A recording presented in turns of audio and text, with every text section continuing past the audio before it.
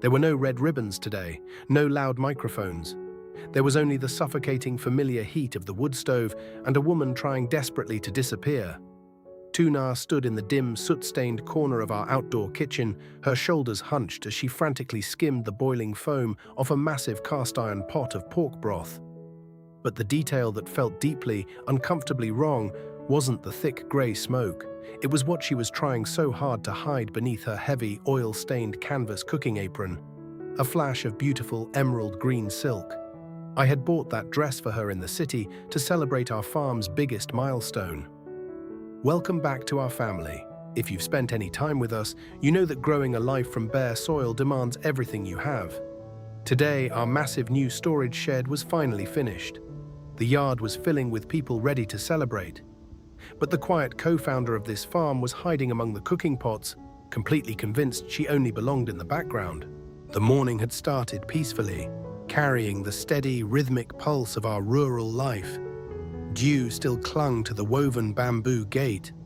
On the bottom step of the porch, little Henry's muddy yellow sandals lay kicked off next to our sleeping dog. Outside, the air smelled like a fresh beginning.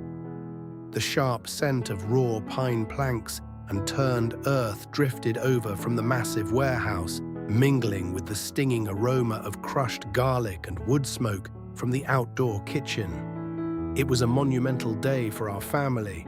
For years, we had operated out of a cramped, leaking structure, worrying every rainy season that our harvest would rot. Completing this expansion meant security. To mark the occasion, we invited the local workers, the neighbors, and the village elders to share a hearty meal. We wanted to honor the hands that helped us build. As the midday sun climbed higher, the yard began to hum with life. Bartang arrived first, leaning heavily on his smooth wooden walking stick. He was immediately guided to the main table of honor, positioned in the sunlight in front of the grand new building. The workers gathered around, their laughter carrying across the yard as they poured hot, bitter green tea from tiny porcelain cups. Men were clapping each other on the back, pointing proudly at the sturdy wooden pillars we had raised. But inside the kitchen, the pressure was silently mounting. The more the yard filled with joy, the deeper Tuna retreated into her ingrained habits. She moved like a ghost within her own home.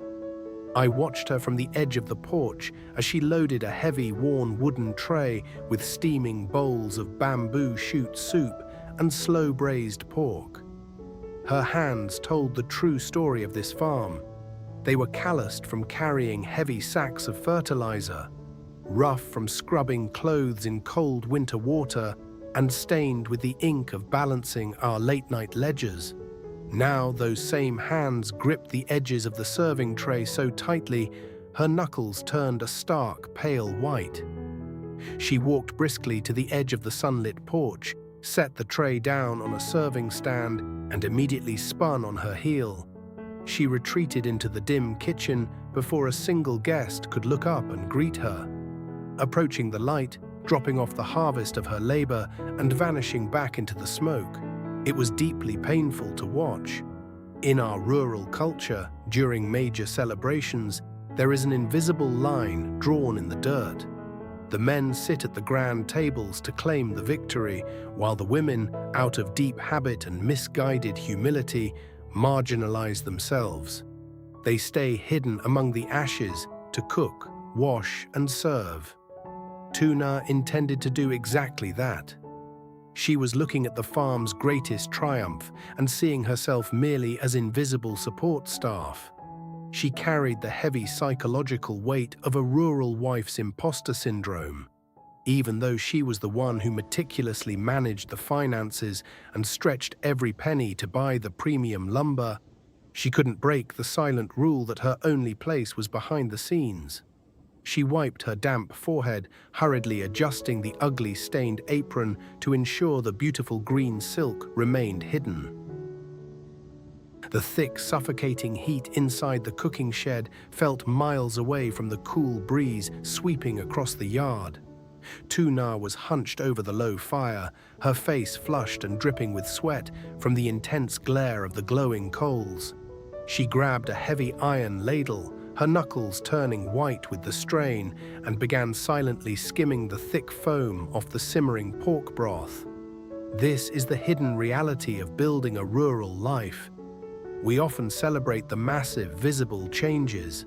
A new roof, a poured concrete floor, a towering shed. But we completely ignore the exhausting, quiet maintenance required to simply keep a family running while those milestones are built. She wiped her damp forehead with a small, coarse rag. With quick, nervous movements, she adjusted the heavy, oil-stained apron higher over her collarbone. She checked the knot behind her waist yet again, desperate to ensure that the brilliant emerald silk dress was completely buried beneath the rough canvas. She thought she was entirely unseen, but she had forgotten one fundamental truth about families. A child's eyes rarely miss the details adults try so hard to hide. Little Henry came bounding through the smoky doorway, his bare feet slapping softly against the packed dirt floor. He stopped abruptly in the center of the kitchen, tilting his head as he watched his mother's frantic, anxious pacing. For a long moment, the only sound was the loud, violent crackle of burning firewood and the distant, booming laughter of the men outside. Then, Henry walked right up to her. Without a word of warning, his small, dirt-smudged hands reached out and firmly gripped the thick, knotted strings of the heavy canvas apron. With a sharp tug, he pulled the strap down, fully exposing the elegant, shimmering green silk underneath. Tu Na gasped softly, her hands instinctively flying up to pull the rough fabric back into place. But Henry simply stepped back, looking at her with pure, innocent confusion. "Why are you hiding, Mama?" his small voice echoed, cutting cleanly through the thick smoke. "You look like the beautiful ladies on TV." His unfiltered voice carried straight out the open doorway and into the sunlit yard. A sudden hush rippled through the nearby tables. Several hired workers and older neighbors stopped mid-sentence, turning their heads toward the dark kitchen threshold. They smiled kindly at the child's honest disruption. Tu Na froze instantly, her cheeks burning crimson, instinctively trying to shrink back into the safety of the soot-stained walls. I was standing near the edge of the new wooden pillars, holding a cup of hot green tea, watching this entire scene unfold. It hit me like a physical blow. This is the unspoken trap of so many family businesses. In our culture, the wife often handles the hardest, brutal internal tasks. The strict budgeting, the rationing, the late-night panic over failing crops. Yet when the moment of public victory finally arrives, she quietly steps backward, entirely convinced she is merely the hired help. If you are building a life with someone, true partnership isn't just taking credit at the head table while your spouse serves the food. True leadership means recognizing when your partner is trapped by their own humility and making the active choice to pull them into the spotlight. I set my teacup down firmly on the raw pine table. The loud conversation around me faded into a dull, distant hum as I walked away from the celebrating men. I crossed the sunlit yard, my heavy work boots crunching softly on the gravel, and stepped directly over the wooden threshold into the dim, smoky kitchen. Tu Na looked up at me, her eyes wide and panicked. She was entirely expecting me to ask for more clean plates, or another bowl of hot soup to serve the guests. Instead, I walked slowly past the boiling iron pots, stopped right in front of her, and held out my hand. I didn't say a single word. I just looked directly into her eyes, then looked down at my outstretched palm. My hand was rough, heavily scarred from shaping the timber of the new warehouse.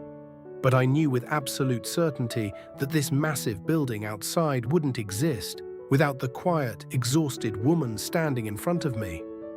She stared at my hand, paralyzed by the massive psychological hurdle sitting right there in the ash and smoke. Taking my hand meant abandoning the familiar, safe identity of the background helper. It meant dismantling a traditional expectation she had obeyed her entire life. For agonizing seconds, the kitchen was entirely silent. Then slowly, she let the heavy canvas apron slip completely off her shoulders. It fell silently into the dust. With trembling fingers, she reached out and placed her calloused hand firmly inside mine. Together, we turned our backs on the wood stove and walked toward the light. The moment we stepped over the wooden threshold and into the bright, late afternoon sun, the heavy atmosphere in the yard shifted completely. The boisterous laughter among the men slowly faded into a quiet, deeply respectful silence as they saw Tu Na walking beside me. The vibrant emerald silk of her dress caught the golden light, a sharp, beautiful contrast to the dirt and sawdust of our daily lives. She kept her chin high, though I could feel the slight, nervous tremor in her fingers. I gently guided her to the empty wooden chair at the very center of the head table, taking her rightful place directly beside Ba Tang. A farm is just a collection of dirt and wood until the shared sacrifice that built it is fully honored. For years, our community had praised my carpentry and my strength in the fields, blindly accepting the illusion that the man of the house was carrying this family's future alone. Today, that old, invisible narrative ended. I didn't sit down beside her right away.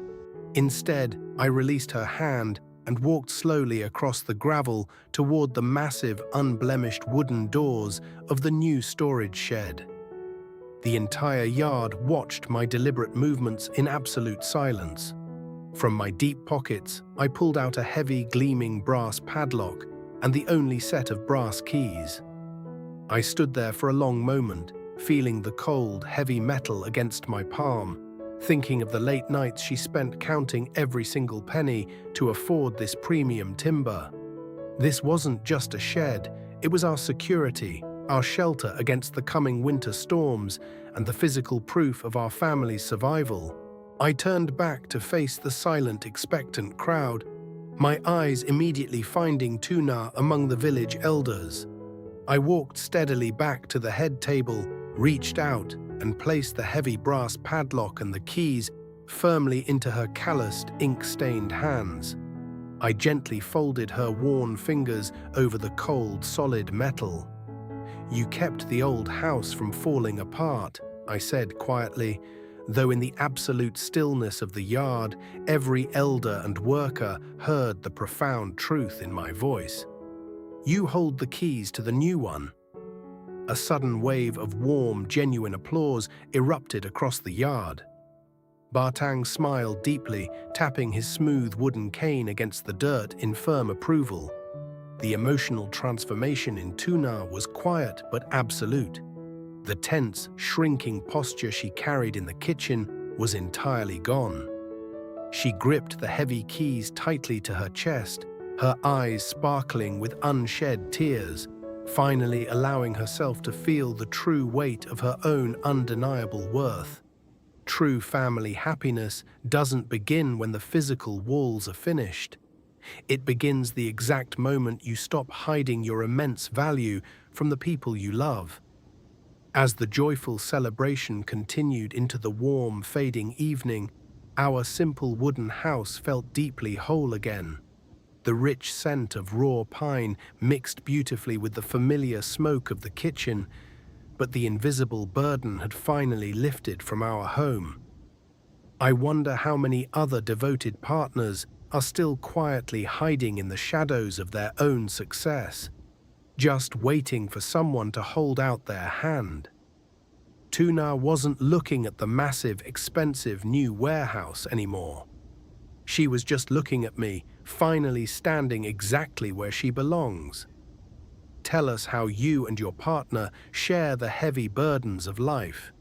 Your stories always inspire us. If our family's journey brings a little warmth to your day, please subscribe and continue walking this path with us.